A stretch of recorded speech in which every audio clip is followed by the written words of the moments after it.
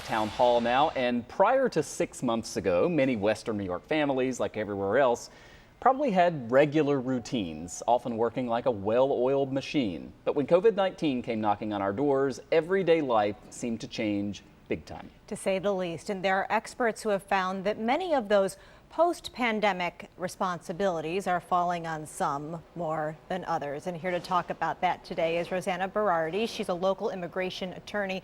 She also runs a consulting company called High Wire Woman, aimed at empowering women. So Rosanna, thanks so much for being here.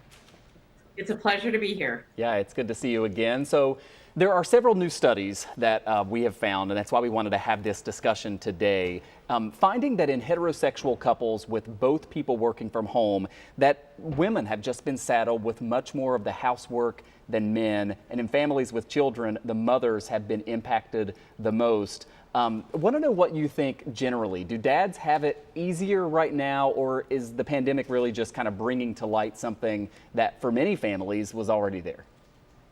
Okay, dads, get ready to fire off your hate mail because I'm going to say that dads have it easier. I'm sorry, but I'm here to speak the truth. Now, it doesn't mean that dads don't want to help or they don't try to help.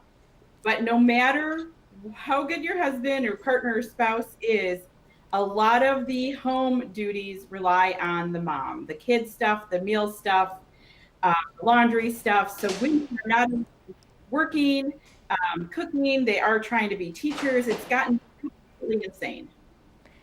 And this has impacted women's careers as well as a whole. The study published in the Gender Work and Organization Journal found that the gender gap has been made 20 to 50% worse because of the pandemic. And globally, a UN study found that the pandemic is a significant threat to gender equality in the workforce. So when you're already sort of battling before the pandemic, is this now really forcing us all backwards? Absolutely. So there's a thing out there called the pink recession. And really what it means is women are giving up their jobs, they're sliding backwards in order to get everything done.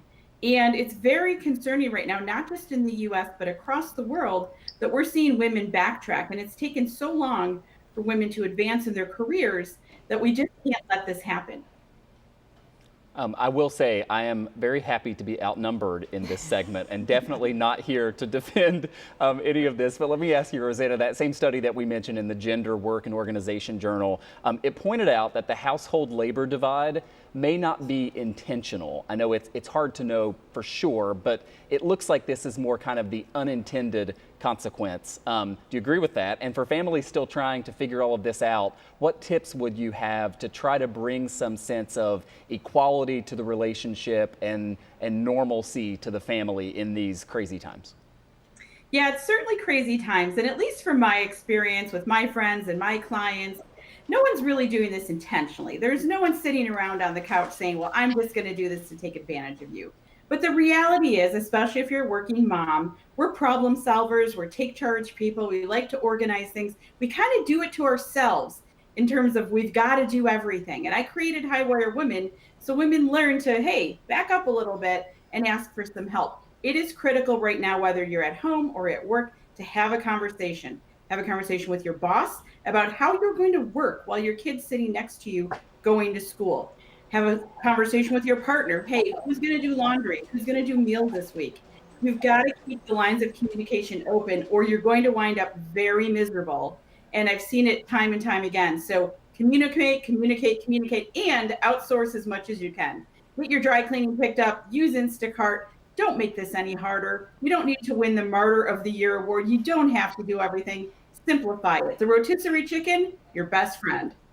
I think that's so important to hear that and for women to hear it more, because I think that there is a tendency for a lot of women, oh, I got this, we can do it all, and to be able to say, you don't have to do it all. Absolutely. And I challenge any group of women to get together. The number one thing they're going to talk about is how frustrated they are, how they can't do it, how no one's helping them. But a lot of us make it that way. So it's time to back off a little bit. Look at how you can automate certain tasks.